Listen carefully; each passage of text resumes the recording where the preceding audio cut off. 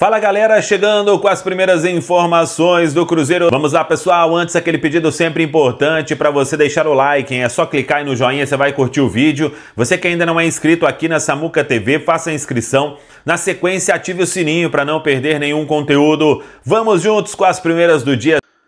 Fala galera, chegando com as primeiras informações do Cruzeiro nesta terça-feira, véspera de clássico. Preparação será encerrada na tarde desta terça na Toca da Raposa 2, o que vai fazer o técnico Leonardo Jardim, arbitragem, toda a escala definida. Tudo isso você confere a partir de agora na Samuca TV. Nesta terça-feira, começando com a escala completa da arbitragem, a gente trouxe ontem que Paulo César Zanovelli, da Federação Mineira, será o árbitro, uma decisão aí surpreendente da Comissão Nacional de Arbitragem, escalando um árbitro mineiro para o Clássico Mineiro nesta quarta-feira, e para o VAR, Rodrigo D'Alonso Ferreira. Ele foi VAR, inclusive, em 2 jogos do Cruzeiro nesta temporada, a vitória sobre o Mirassol, o primeiro jogo na Série A, e também a vitória sobre o Atlético Mineiro na partida de volta das quartas de final da Copa do Brasil. Rodrigo D'Alonso Ferreira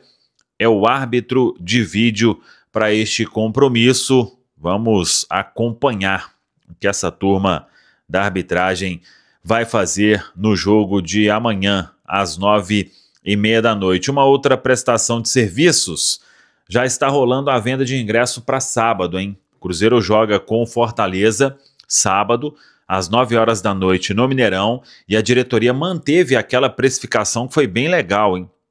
Para o jogo diante da equipe do Sport. Então, R$30 o sócio paga em qualquer setor no jogo de sábado às 21 horas. 9 da noite, Mineirão, é o compromisso do Cruzeiro em casa pelo Campeonato Brasileiro, jogo importante logo após aí a disputa do Clássico de quarta-feira diante do Atlético Mineiro. Hoje a preparação será encerrada com um treinamento à tarde, última atividade, e aí os jogadores iniciam a concentração para o jogo desta quarta. Quem assistir aí antes do jogo do Brasil vai ver que Fabrício Bruno começa a partida diante da equipe do Japão, e com isso o Fabrício Bruno está mesmo fora do jogo desta quarta-feira, devendo ser substituído aí pelo Jonathan Jesus, que pode formar dupla com o Vidalba. No treinamento de hoje à tarde, Leonardo Jardim define quem joga nas beiradas e se faz alguma outra mudança, o que é pouco provável, mas para as beiradas ele tem dúvidas aí. Acho que entre 3 jogadores, Christian Wanderson e Kenny Arroyo, destes 3, 2 devem iniciar o jogo de amanhã. É Campeonato Brasileiro, é retomada, fim da data FIFA, e o Cruzeiro precisando de voltar a vencer na Série A do Brasileirão. Hora de falar sobre o Cruzeiro para acabar com uma especulação que surgiu ao longo da segunda-feira. Vi um site cravando que Gerson interessa a Raposa. Confesso que desde o princípio achei meio estranho. Não tem sido a política de investimentos nova do Pedro Lourenço contratar jogadores mais veteranos, especialmente com cifras astronômicas. O Zenit já deixou bem claro que até topa negociar o Gerson, mas pede 25 milhões de euros. Na última janela de transferências, o Cruzeiro investiu pesado em jogadores jovens, a única exceção Luiz Sinisterra, 26 anos de idade, contratado por 11 milhões de euros. Qual seria a lógica de 6 meses depois adquirir um atleta 2 anos mais velho e por 14 milhões de euros a mais? De qualquer forma, consultei uma fonte cruzeirense que afirmou que o Gerson não faz parte dos planos. O Gerson vai ter dificuldade de se recolocar no futebol brasileiro, especialmente por conta desse investimento de 25 milhões de euros. Ele chegou a dar uma cavada no Palmeiras nos últimos dias, curtindo o comentário de um torcedor alviverde, pedindo para que a Leila Pereira o contratasse. Esse torcedor disse que inclusive buscaria o Gerson no aeroporto. Só há chance de qualquer negociação envolvendo Gerson e Palmeiras acontecer se o Zenit também colocar ou topar colocar jogadores no negócio. Eventualmente o Riquelme Felipe, atleta da base do Palmeiras, que já foi alvo do Zenit, poderia ser uma alternativa. Sobre Raposa e Gerson, a informação que eu tenho nesse momento é de que não cabe nenhum investimento desse tamanho. de 25 milhões de euros, nem por um jogador mais veterano. Você pode reparar que quase todos os últimos reforços do Cruzeiro são bem jovens. A gente pode lembrar do Cauã, do Arroio, entre outros. A ideia é garantir jogadores com ganho esportivo dentro de campo e vendas futuras. O pessoal tá doido para saber aqui, é dele, né? Neisser Vila Real. A ansiedade pro clássico, a ansiedade para ver o Neisser Vila Real com a camisa do Cruzeiro. Eu não sei qual que tá maior nesse momento pro torcedor, porque no final de semana, Colômbia venceu a seleção espanhola, que é uma baita seleção também, né? No Sub-20, com 3 gols do Neizinho, do Ney, como ele gosta de colocar na camisa. Neisser Vila Real simplesmente deitando. E o torcedor do Cruzeiro com aquele medo, né? Vai chegar, pelo amor de Deus, chega logo. Arthur, o que mais me impressiona aí no Vídea Real, claro que é uma competição sub-20, que ainda tem um caminho importante para ser trilhado, né? Mas é a variedade dos gols, né? Pô, tem com oportunismo se jogando na bola, tem com categoria tirando do goleiro, né? O cara tá incomodando a defesa o tempo inteiro, né? Então, são 5 gols aí. Teve o primeiro dele, que foi um golaço, né? Um chutaço no ângulo ali, um pouco para trás da marca do pênalti contra a África do Sul. Então, é um atacante que é diferente pelo estilo de jogo, né? Tipo, talvez se aproximaria aí do que é o Caio Jorge, né? Com muita entrega ali na frente, se movimenta bem, para achar espaço nas costas da defesa, ter uma facilidade absurda. E o que eu acho que o torcedor do Cruzeiro... Aí, cadê o perfil cachorro aí do vizinho? Então aí, hoje na ativa. Cadê? 50, cadê? Já ele aparece aí. Lá no Charlie, ele mandou mensagem lá, falando que hoje não tem o cachorro do vizinho. Mas pro torcedor, né, que muita gente ficou... Porra, eu gosto de ver, às vezes, a internet, porque é todo mundo falando sobre um monte de coisa e ninguém sabendo absolutamente nada, né? Eu vi que, com certeza a multa é baixa. Tipo, tirou de onde, né? Se chegar com um valor aí de 10 milhões, já leva. Gente, o Cruzeiro trouxe o atleta de graça, mas vai ter pagamento de luvas e tudo, né? O Cruzeiro não ia conseguir um jogador simplesmente, a gente oferece aqui um salário e pronto, e acabou, e ele com os direitos na mão, né? Saindo livre. E justamente por isso você se protege com cláusulas e com multa, né? Que se a informação que a gente tem é que se for sair por valor da multa, é coisa astronômica, né? Então, quem quiser tem que negociar com o Cruzeiro. É o Cruzeiro que dita a regra dessa história. E o que eu acho mais importante aí, que foi um trunfo do Cruzeiro, é que o próprio Joaquim Pinto falou sobre a negociação, que em um determinado momento eles meio que desistiram, e o Pelaipe, o Cruzeiro já estava nessa história há muito tempo, né?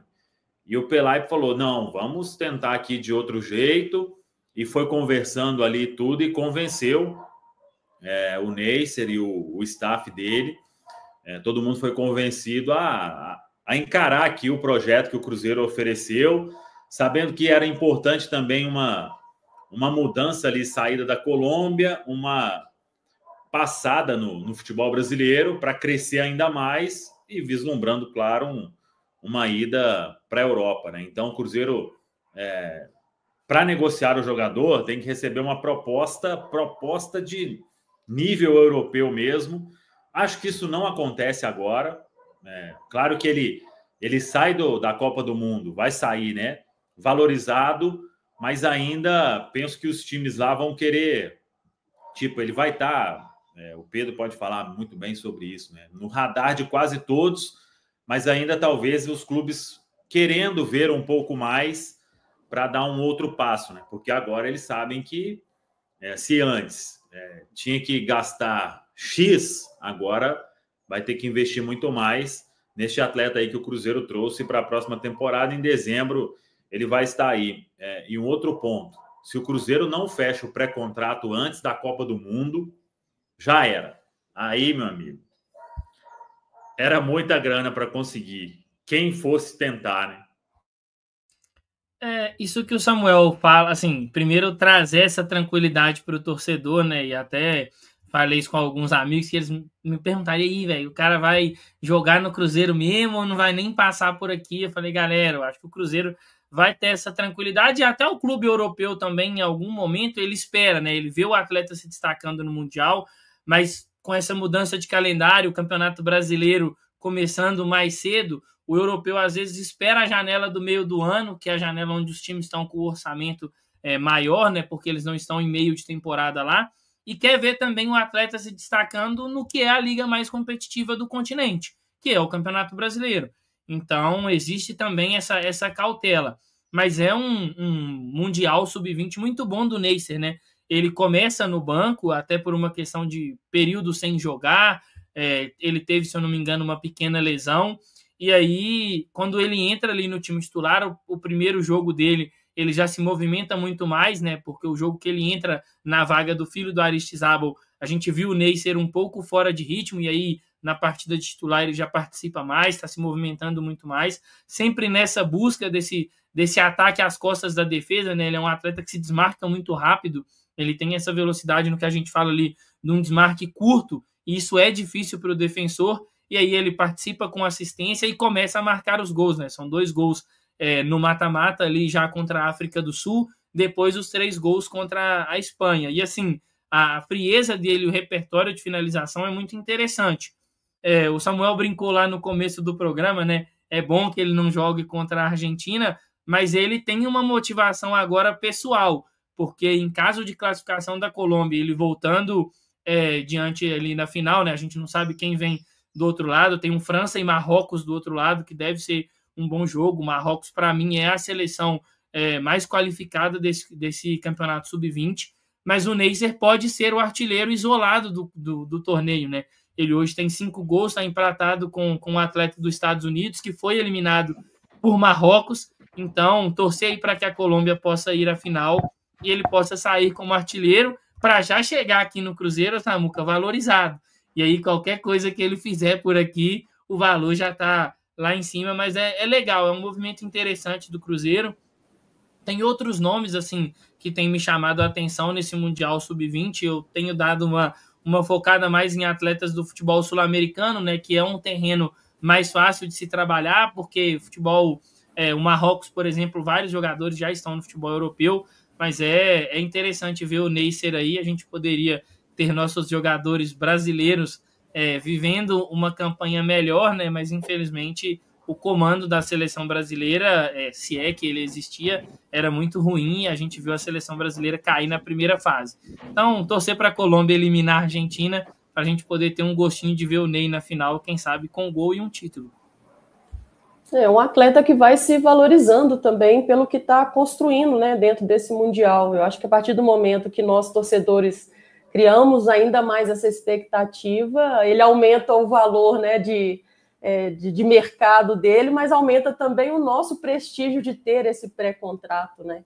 E tudo que envolve um pré-contrato, né? Assim, de segurança a mais para o clube, né? Para a instituição, para aquilo que foi também projetado com relação ao atleta, muito provavelmente pelo talento dele, tinha outros clubes interessados. Acho que isso reforça um pouco do trabalho do departamento de scout do clube, né? Mostra que o Cruzeiro está atento aí ao mercado internacional e identificando talentos em ascensão, e muitas vezes antes dessa explosão midiática, né? Porque talvez se hoje a gente tentasse ele, como disse Samuel, dificilmente conseguiria, até pela mídia, pela ascensão dele e pela valorização, que é bem comum também, porque a gente sabe que a Europa cada vez mais cedo quer buscar os jogadores mais jovens, né? Que fazem isso, né? Que mostram o seu talento, mas que vê também essa margem de crescimento, pensando como uma boa moeda também de investimento, uma vez que eles têm a questão financeira muito mais favorável do que a gente aqui na América do Sul. Então, desejar boa sorte e ficamos na torcida para que o clube dele, né, que a Colômbia possa passar aí para uma final e a gente conseguir enxergar um pouco mais do atleta antes, claro, de vir aqui para o Cruzeiro. A gente sabe que tem que ter cautela, é uma competição sub-20, é um jogador jovem, tem a questão da adaptação, mas eu vou confessar para os senhores que eu estou um pouco emocionada com o nosso menino Ney, porque realmente ele é muito diferente, e assim, como o Samuel falou, tem gol de tudo quanto é jeito e também parece casar perfeitamente com aquilo que o Jardim pensa de futebol, né? E não à toa o Cruzeiro foi atrás dele e trouxe essa contratação da melhor maneira possível, que é através de um pré-contrato. Então, assim, realmente masterclass da diretoria do Cruzeiro e estou muito na expectativa de vê-lo jogar com a nossa camisa. Não estou entrando nessa histeria coletiva de que ele vai ser vendido antes. Pode acontecer, mas eu estou com o Samuel, acredito que a gente vai sim vê-lo se apresentar ao Cruzeiro, fazer partidas por aqui. E estou com uma expectativa muito alta, assim. É claro que quando chegar a gente vai ter que colocar os pés no chão, mas é realmente um garoto muito diferenciado, que o Cruzeiro siga fazendo movimentos como esse, porque aí eu acho que a gente tem muita condição, assim, tá palpável, que a gente vai ter retorno técnico e retorno financeiro muito rápido. Chega logo, menino. São Arthur, para fechar aí o assunto, não sei se já teve na história, né? Algum jogador ser vendido assim, né? Porque eu acho que, dependendo do valor, né? Vamos colocar, chega aí um clube querendo o quê? 20, 25 milhões de euros. Sem o cara jogar, eu acho que balançaria todo mundo. E futebol é loucura, né, velho? Eu acho que ele jogando vai ter potencial para muito mais, né? Mas ninguém tem certeza de nada, né? Você já garante o retorno de investimento, né? Mesmo antes do cara vestir. Não, retorno aí é lucro absurdo. Né? Sendo humilde, tô sendo humilde.